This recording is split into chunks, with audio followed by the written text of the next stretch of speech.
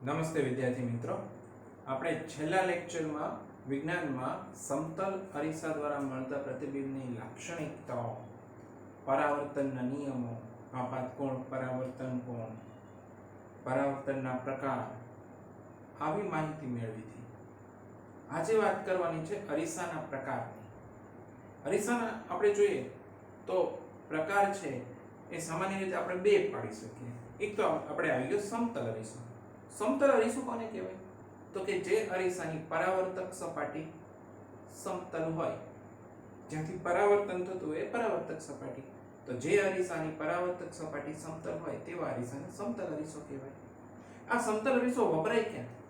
તો કે સમતલ અરીસો બે, એક તો દર્પણ તરીકે, જેમાં આપણે મુખ જોઈએ છે ને, એટલે એનો પહેલો ઉપયોગ દર્પણ તરીકે, અને બીજો ઉપયોગ તો કે પેરિસ્કોપ, વૈજ્ઞાનિક સાધન છે, અને કેલિડોસ્કોપ, આ બંને બનાવવા માટે વપરાય છે. તો ફરીવાર સમતલ અરીસાના બે ઉપયોગ જોઈએ તો કયા કયા થશે? પહેલું દર્પણ તરીકે, અને બીજું પેરિસ્કોપ અને કેલિડોસ્કોપ બનાવવા માટે. હવે અરીસાનો બીજો પ્રકાર છે ગોલીય અરીસો. ગોલીય અરીસો. તો ગોલીય અરીસો કોને કહેવાય? તો કે જે અરીસાની પરાવર્તક સપાટી, જેથી પરાવર્તન થાય છે એટલે જે અરીસાની પરાવર્તક સપાટી ઓલા ગોળાના પૃષ્ઠનો એક ભાગ હોય. એ કેવી રીતે સમજવું આપણે અહીંયા જોઈએ. દાખલા તરીકે આ એક ગોળો છે, એમ કલ્પના કરો.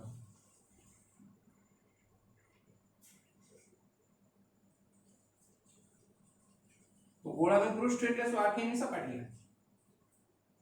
તો દાખલા તરીકે આ ભાગને હું ઘટ્ટ દેખાડું છું.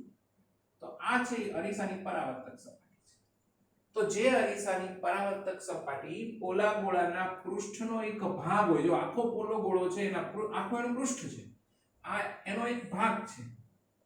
તો જે અરીસાની પરાવર્તક સપાટી પોલા ગોળાના પૃષ્ઠનો એક ભાગ હોય તેવા અરીસાને ગોલીય અરીસો કહેવાય. આ ગોલીય અરીસાની વ્યાખ્યા. ફરીવાર જોઈએ શું થશે? તો કે જે અરીસાની પરાવર્તક સપાટી પોલા ગોળાના પૃષ્ઠનો એક ભાગ હોય તેવા અરીસાને ગોલીય અરીસો કહેવાય. હવે આ જે ગોલીય અરીસો હોય છે એની એક તરફની જે સપાટી હોય ને સંપૂર્ણ પોલિશ કરેલી અને પરાવર્તક, જ્યારે એની બીજી બાજુની સપાટી હોય છે એ અપારદર્શક. ગોલીય અરીસા માટે શું હોય? એની એક તરફની જે સપાટી હોય એ કેવી? સંપૂર્ણ પોલિશ કરેલી અને પરાવર્તક. એની બીજી તરફની સપાટી કેવી હોય છે? તો કે અપારદર્શક હોય છે. હવે આ જે ગોલીય અરીસો છે ને એની જે પરાવર્તક સપાટી છે એ કાં તો અંદરની તરફ પરાવર્તક હોય એટલે કે વક્રાકાર હોય, અથવા તો બહારની તરફ વક્રાકાર. જે ગોલીય અરીસાની પરાવર્તક સપાટી અંદરની તરફ વક્રાકાર હોય તેવા અરીસાને અંતર્ગોળ અરીસો કહેવાય. એટલે કે આપણી માટે આ અંતર્ગોળ અરીસો, એની જે પરાવર્તક સપાટી છે અંદરની તરફ વક્રાકાર છે. તો જે ગોલીય અરીસાની પરાવર્તક સપાટી અંદરની તરફ વક્રાકાર હોય તેવા અરીસાને શું કહેવામાં આવે? અંતર્ગોળ અરીસો. તો જે ગોલીય અરીસાની પરાવર્તક સપાટી બહારની તરફ વક્રાકાર, એટલે બહારની તરફ વક્રાકાર છે તેવા અરીસાને બહિર્ગોળ અરીસો કહેવાય. તો આ છે અંતર્ગોળ અરીસો.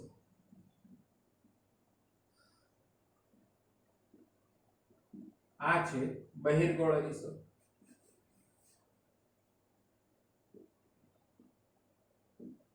ફરીવાર અંતર્ગોળ અરીસા અને બહિર્ગોળ અરીસાની આપણે વ્યાખ્યા ફરીવાર જોઈએ.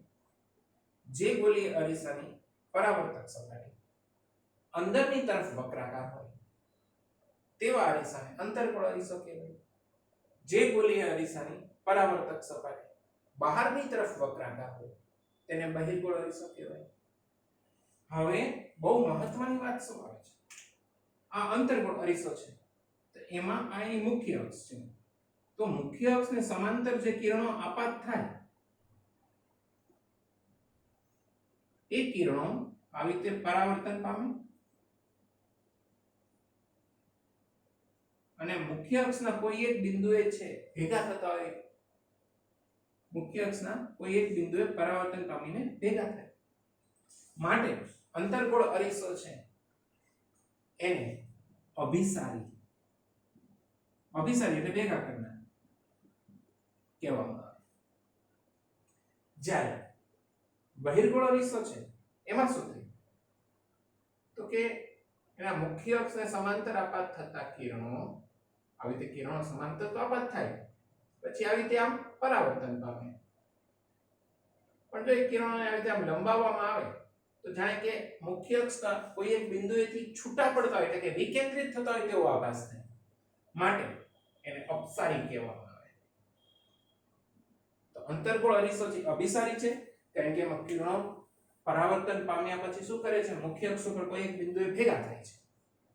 જ્યારે બહિર્ગોળ અરીસો છે અપસારી છે.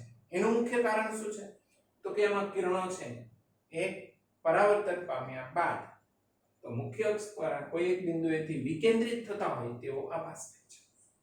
તો આ રીતે જોઈએ તો અત્યારે આપણે કેટલું કર્યું કે સૌથી પહેલા અરીસાના પ્રકાર. અરીસાના મુખ્યત્વે આપણે બે પ્રકાર પાડી શકીએ, સમતલ અરીસો અને ગોલીય અરીસો. સમતલ અરીસો કોને કહેવાય તો કે જે અરીસાની પરાવર્તક સપાટી સમતલ હોય તેવા અરીસાને સમતલ અરીસો કહેવાય. ગોલીય અરીસો કોને કહેવાય તો કે જે અરીસાની પરાવર્તક સપાટી ઓલા ગોળાના પૃષ્ઠનો એક ભાગ હોય તો તેવા અરીસાને ગોલીય અરીસો કહેવાય. હવે ગોલીય અરીસાની એના પાછા બે ભાગ પડે કે ભાઈ ગોલીય અરીસા છે એની જે વક્ર સપાટી છે પરાવર્તક સપાટી એ અંદરની તરફ વક્ર હોય, અંદરની તરફ વક્રાકાર હોય તો તેવા અરીસાને અંતર્ગોળ અરીસો કહેવાય.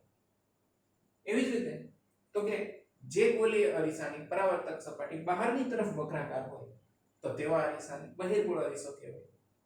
હવે જે અંતર્ગોળ અરીસો છે એમાં કિરણો જે આપાત થાય પરાવર્તન પામ્યા પછી મુખ્ય અક્ષ ઉપર કેન્દ્રિત થાય છે માટે એને અભિસારી કહેવામાં આવે છે. જ્યારે બહિર્ગોળ અરીસો છે એમાં શું થાય છે તો કે કિરણો જ્યારે મુખ્ય અક્ષ તરફ આપાત થાય, મુખ્ય અક્ષને સમાંતર આપાત થાય ત્યારે આવા કિરણો પરાવર્તન પામી અને મુખ્ય અક્ષ ઉપરના કોઈ એક બિંદુથી વિકેન્દ્રિત થતા હોય તેવો આભાસ થાય. માટે એ અરીસાને અપસારી કહેવામાં આવે છે. હવે આનું એક ઉદાહરણ જોવું હોય તો આપણે એકદમ ચકચકિત કરેલી ચમચીને લઈ શકીએ. જે ચમચી હોય એનો જે અંદરની તરફનો ભાગ છે એ અંદરની તરફ વક્ર ધરાવે છે. એટલે પોલિશ એકદમ પોલિશ કરેલી ચકચકિત ચમચી છે એનો અંદરની તરફનો ભાગ છે એ અંતર્ગોળ અરીસાની જેમ વર્તે છે. જ્યારે એ જ ચમચી છે એનો બહારની તરફનો ભાગ હોય, બહારની તરફ ઉછેરો હોય એ બહિર્ગોળ અરીસા જેવું કામ કરે છે. તો હવે આ થઈ વાત અરીસાની. એ અરીસા વિશે બીજી એક વાત પણ કહી દઈએ કે ભાઈ ગોલીય અરીસાઓ હોય છે એની એક તરફની જે સપાટી છે પરાવર્તક હોય અને સંપૂર્ણ પોલિશ કરેલી હોય, જ્યારે બીજી તરફની સપાટી છે એ અપારદર્શક હોય છે. હવે આપણે અરીસાને લગતી કેટલીક વ્યાખ્યાઓ છે એ વ્યાખ્યાઓ સમજવાની છે. યાદ રાખજો આખા પાઠ માટે આ વ્યાખ્યાઓ, પરાવર્તનનો જેટલો ભાગ છે એની માટે આ વ્યાખ્યાઓ અત્યંત ઉપયોગી છે. આપણે વ્યાખ્યાઓ જે જોઈએ એમાં પહેલું આવે છે ધ્રુવ.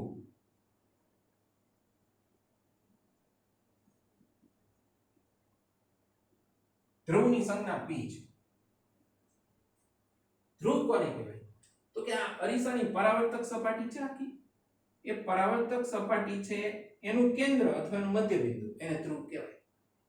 અરીસાની પરાવર્તક સપાટીના કેન્દ્ર અથવા તો મધ્ય બિંદુને ધ્રુવ કહેવામાં આવે છે. આખી પરાવર્તક સપાટી છે બરોબર, એની વચ્ચેનો ભાગ આ ધ્રુવ છે અરીસાની, એની પરાવર્તક સપાટી ઉપર જ આવે એને p સંજ્ઞા વડે દર્શાવાય. ફરીવાર કહું છું કે અરીસાની પરાવર્તક સપાટી છે એના કેન્દ્રને, અરીસાની પરાવર્તક સપાટીના કેન્દ્રને ધ્રુવ કહેવામાં આવે છે. હવે છે વક્રતા કેન્દ્ર.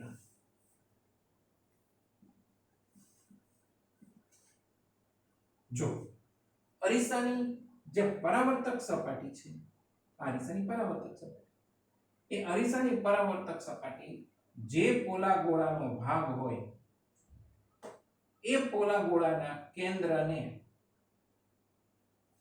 અરીસાનું વક્રતા કેન્દ્ર કહેવાય. ફરીવાર આપણે આખી અરીસાની આકૃતિ જ અહીંયા ફરીવાર દોરીએ.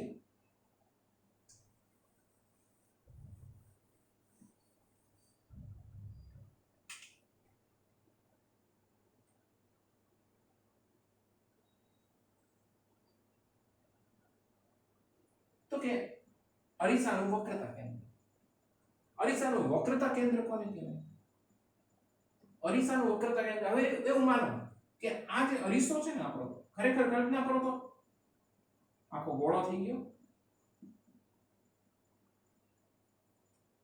જાણે કે આ ગોળામાંથી એક ભાગ કાપીને બનાવ્યો હોય ને એવું લાગે. અરીસાની પરાવર્તક સપાટી આ પોલા ગોળા છે એનો એક ભાગ જ છે. જો તો હવે આપણે એની વ્યાખ્યા દેવી હોય તો કે અરીસાની, જે ગોળીય અરીસાની શું કહેવાય આને? પરાવર્તક સપાટી. તો કે ગોળીય અરીસાની પરાવર્તક સપાટી જે ગોળાના એક ભાગ હોય, ગોળીય અરીસાની પરાવર્તક સપાટી જે પોલા ગોળાનો ભાગ હોય તે ગોળાના કેન્દ્રને, એટલે કે આખા ગોળાનો એક ભાગ છે આ પરાવર્તક સપાટી, એના કેન્દ્રને અરીસાનું વક્રતા કેન્દ્ર કહેવાય.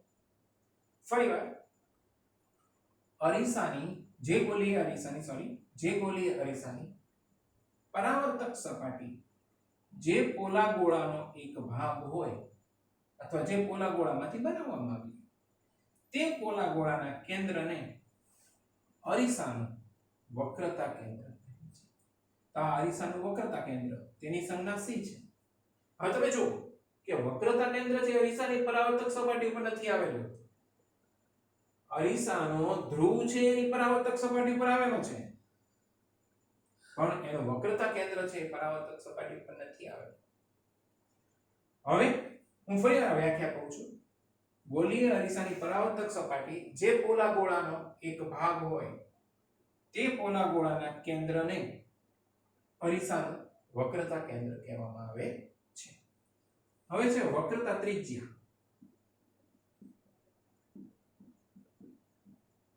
તો વક્રતા ત્રિજ્યા એટલે શું? એને કેપિટલ R થી દર્શાવે. તો ગોળીય અરીસાની પરાવર્તક સપાટી જે પોલા ગોળાનો એક ભાગ હોય તે પોલા ગોળાની ત્રિજ્યાને, ગોળાની ત્રિજ્યા એટલે શું? તો કે વર્તુળના કેન્દ્રથી વર્તુળનું અંતર, વર્તુળના બિંદુનું અંતર, અરીસાની શું કહેવામાં આવે છે? વક્રતા ત્રિજ્યા. ફરી જોઈએ શું? તો કે ગોળીય અરીસાની પરાવર્તક સપાટી, ગોળીય અરીસાની પરાવર્તક સપાટી જે પોલા ગોળાનો એક ભાગ હોય તે ગોળાના કેન્દ્રને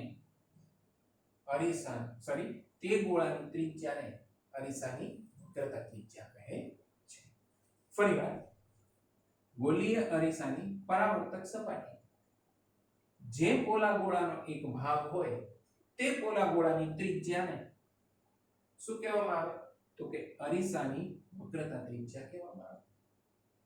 હવે જો આ જે છે એ આપણે કયા અરીસાને ધ્યાનમાં રાખીને લીધું છે? તો કે અંતર્ગોળ અરીસાને. બહિર્ગોળ અરીસો કેવો હોય? તો કે આ પ્રકારનો હોય. તો એનો મતલબ એમ થયો કે બહિર્ગોળ અરીસાનું જે વક્રતા કેન્દ્ર છે એ આ બાજુએ મળશે આપણને. બહિર્ગોળ અરીસાની વક્રતા ત્રિજ્યા આ બાજુએ મળશે. તો આનો સીધો અર્થ થાય કે અંતર્ગોળ અરીસાનું વક્રતા કેન્દ્ર એની પરાવર્તક સપાટીની સામેની તરફ હોય, જ્યારે બહિર્ગોળ અરીસાનું વક્રતા કેન્દ્ર પરાવર્તક સપાટી આ છે, આ તરફ છે, એની પાછળના ભાગ. તફાવત સમજો. અંતર્ગોળ અરીસાનું વક્રતા કેન્દ્ર છે એની પરાવર્તક સપાટીની સામે આવે છે, જ્યારે બહિર્ગોળ અરીસાનું વક્રતા કેન્દ્ર છે એની પરાવર્તક સપાટીની પાછળના ભાગમાં આવે છે. તો આપણે ત્રણ વ્યાખ્યાઓ જોઈ: ધ્રુવ, વક્રતા કેન્દ્ર, વક્રતા ત્રિજ્યા. ફરીવાર હું ત્રણે ત્રણ વ્યાખ્યાઓ કહું છું. ધ્રુવ કોને કહેવાય? તો કે ગોળીય અરીસાની પરાવર્તક સપાટીના કેન્દ્રને ધ્રુવ કહેવામાં આવે અને એની પરાવર્તક સપાટી ઉપર જ આવેલું હોય. વક્રતા કેન્દ્ર કોને કહેવામાં આવે? તો કે ગોળીય અરીસાની પરાવર્તક સપાટી જે પોલા ગોળાનો એક ભાગ હોય તે પોલા ગોળાના કેન્દ્રને અરીસાનું વક્રતા કેન્દ્ર કહેવાય. અંતર્ગોળ અરીસામાં વક્રતા કેન્દ્ર પરાવર્તક સપાટીની સામે હોય, જ્યારે બહિર્ગોળ અરીસામાં વક્રતા કેન્દ્ર પરાવર્તક સપાટીના પાછળના ભાગમાં હોય. એવી જ રીતે વક્રતા ત્રિજ્યા. તો વક્રતા ત્રિજ્યા કોને કહેશું આપણે? તો કે ગોલીય અરીસાની પરાવર્તક સપાટી જે પોલા ગોળાનો ભાગ હોય તેની ત્રિજ્યાને, એટલે કે આ ત્રિજ્યા બનશે m, અરીસાની વક્રતા ત્રિજ્યા કહેવાય. તો આ રીતે આપણી 3 વ્યાખ્યાઓ તૈયાર થઈ. હવે ચોથી વ્યાખ્યા જો, ધ્રુવને p વડે દર્શાવાય, વક્રતા કેન્દ્રને c વડે દર્શાવાય, વક્રતા ત્રિજ્યાને r વડે દર્શાવાય. હવે તો કે દર્પણમુખ.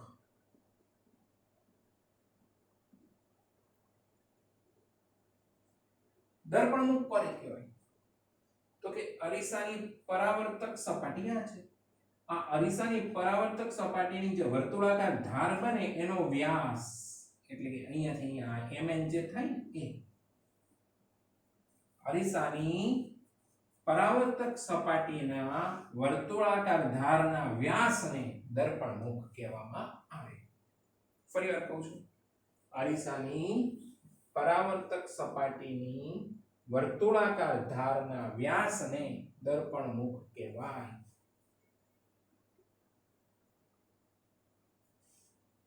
હજી એકવાર આ વ્યાખ્યા રિપીટ કરું છું. અરીસાની પરાવર્તક સપાટીની વર્તુળાકાર ધારના વ્યાસને, પરાવર્તક સપાટીની વર્તુળાકાર જે ધાર બને એનો વ્યાસ, એને અરીસાનું દર્પણમુખ કહેવામાં આવે છે. આપણી 4 વ્યાખ્યાઓ તૈયાર થઈ. હવે જે વ્યાખ્યા આવે છે એ પ્રમાણમાં મોટી છે, એવા સમજણ જોઈશે, સમજણ વગર નહીં થાય. હવે વ્યાખ્યા આવે છે મુખ્ય કેન્દ્રની. મુખ્ય કેન્દ્ર પહેલા આપણે એક નાની વ્યાખ્યા લઈ લઈએ. મુખ્ય અક્ષ. હવે હું જે બે બિંદુને જોડું છું, નહીં તમે જુઓ, હું જોડું છું C અને P ને. તો આ છે શું? P એટલે શું? ધ્રુવ. અને C એટલે શું? તો કે વક્રતા કેન્દ્ર. હવે તમે વિચારો, અરીસો આપણો આટલો જ છે, આપણો અરીસો છે. જે ધ્રુવ છે અરીસાની ઉપર આવેલો છે. પણ આ પહેલા જ વાત થઈ કે જે વક્રતા કેન્દ્ર છે અરીસા ઉપર નથી આવેલું. મતલબ આ તો બધો હવાનો ભાગ છે ને. તો આપણે જે ધ્રુવ અને વક્રતા કેન્દ્ર એમાંથી આવી એક રેખા પસાર કરી તો કેવી રેખા થઈ? તો કે કાલ્પનિક રેખા થઈ, આપણી કલ્પના છે. વાસ્તવમાં તો ખાલી ધાર આટલી જ છે અરીસાની, અને આ P અહીંયા છે. C તો અહીંયા, C ખરેખર કોઈ બિંદુ છે એવું કોઈ ચોક્કસ સ્થાન નથી. આની જેમ કોઈ ભૌતિક રીતે એને દર્શાવી ન શકે. તો આ રીતે જોઈએ તો અરીસાના ધ્રુવ અને વક્રતા કેન્દ્રમાંથી પસાર થતી કાલ્પનિક રેખાને અરીસાની મુખ્ય અક્ષ કહેવાય. ફરીવાર કહું છું, મુખ્ય અક્ષની વ્યાખ્યા એકદમ સહેલી. શું?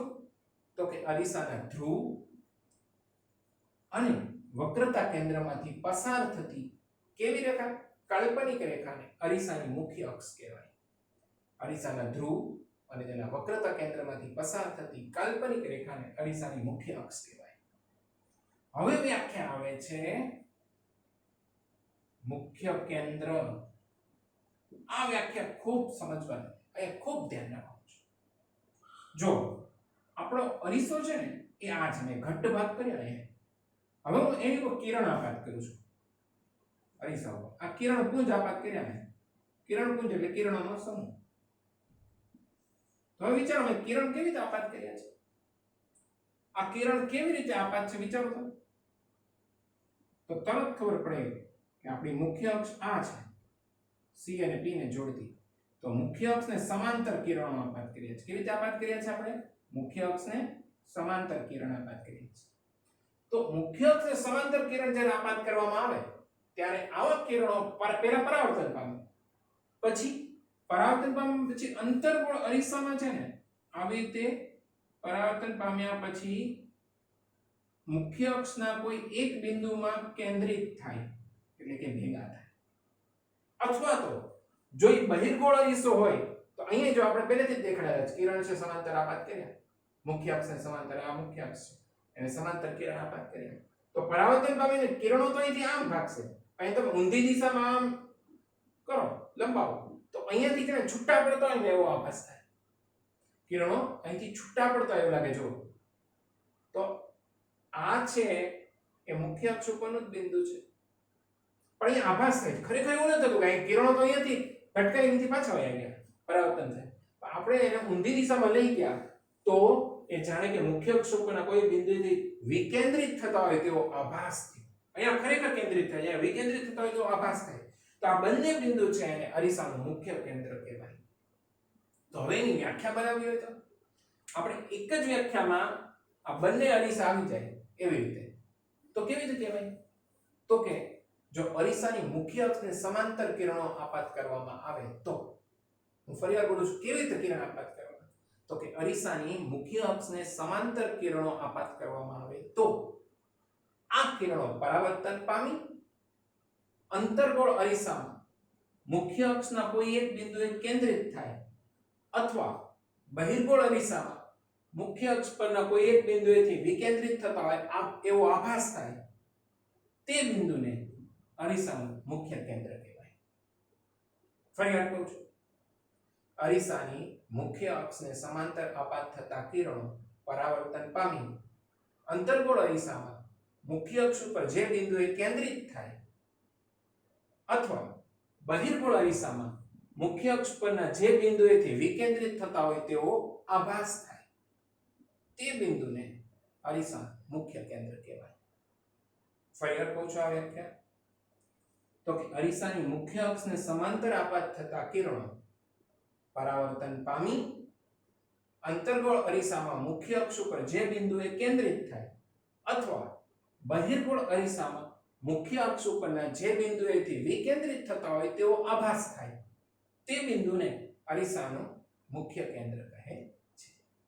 આપણે આ અરીસામાં હજી એકવાર તમે દોરીને ફરીવાર કહી દઉં એટલે તમને ખાસ એ અરીસાનો પણ ખ્યાલ રહે. આ અરીસો છે બહિર્ગોળ અરીસો, આ એની મુખ્ય અક્ષ છે.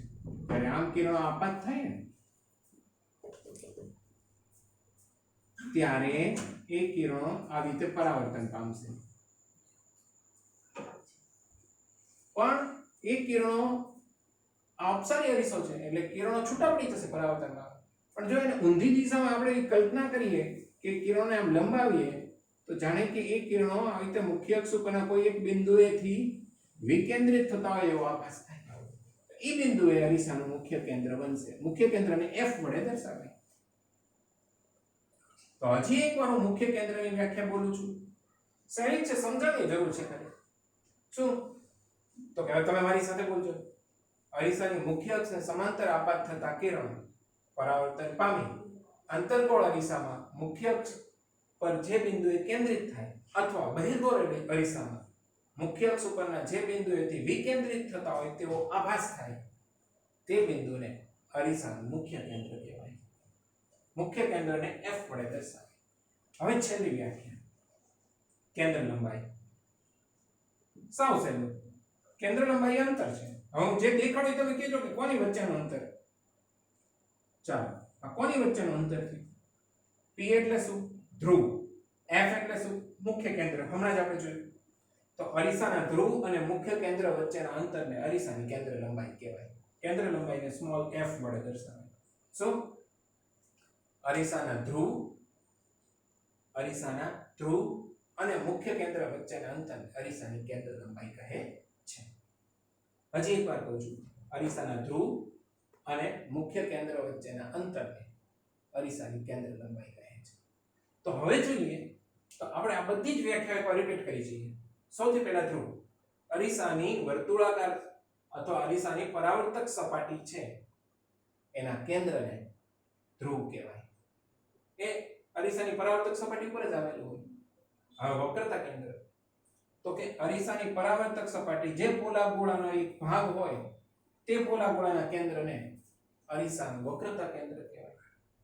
હવે અરીસાનું વક્રતા કેન્દ્ર છે એ એની પરાવર્તક સપાટી પર આવેલું ન હોય. બીજું કે અંતર્ગોળ અરીસામાં વક્રતા કેન્દ્ર પરાવર્તક સપાટીની સામે હોય, જ્યારે બહિર્ગોળ અરીસામાં વક્રતા કેન્દ્ર પરાવર્તક સપાટીની પાછળની બાજુ. હવે વક્રતા ત્રિજ્યા, તો કે અરીસાની પરાવર્તક સપાટી જે પોલા ગોળાનો ભાગ હોય તે પોલા ગોળાની ત્રિજ્યાને અરીસાની વક્રતા ત્રિજ્યા કહેવાય. દર્પણમુખ તો કે અરીસાની પરાવર્તક સપાટીની વર્તુળાકાર ધારના વ્યાસને દર્પણમુખ કહેવાય. મુખ્ય અક્ષ તો કે અરીસાના ધ્રુવ અને વક્રતા કેન્દ્રમાંથી પસાર થતી કાલ્પનિક રેખાને મુખ્ય અક્ષ કહેવાય. મુખ્ય કેન્દ્ર તો કે અરીસાની મુખ્ય અક્ષને સમાંતર આપાત થતા કિરણો પરાવર્તન પામી અંતર્ગોળ અરીસામાં મુખ્ય અક્ષ પરના જે બિંદુએ કેન્દ્રિત થાય અથવા બહિર્ગોળ અરીસામાં મુખ્ય અક્ષ પરના જે બિંદુએથી વિકેન્દ્રિત થતા હોય તેવો આભાસ થાય તે બિંદુને અરીસાનું મુખ્ય કેન્દ્ર કહેવાય. કેન્દ્ર લંબાઈ અરીસાના ધ્રુવ P અને મુખ્ય કેન્દ્ર F વચ્ચેના અંતરને અરીસાનું કેન્દ્ર લંબાઈ કહેવાય. તો આજે જે આપણે વ્યાખ્યાઓ જોઈ એ સમગ્ર પરાવર્તન માટે પાયારૂપ છે અને એની સમજણ એકદમ સચોટ હોવી જોઈએ માટે મેં આખા લેક્ચરમાં એની પર ભાર આપ્યો છે. જ્યારે તમે રૂબરૂ ભણશો ત્યારે તો હું આ વ્યાખ્યા તમારી પાસે બોલાવડાવીશ, હું તમને સમજાવીશ કે તમે દરેક છે આ બધી જ વ્યાખ્યાઓ ચોપડી ખોલ્યા વગર આ જ રીતે બોલી શકશો. આજના લેક્ચરમાં આપણે અહીંયા સુધી રાખીએ છીએ.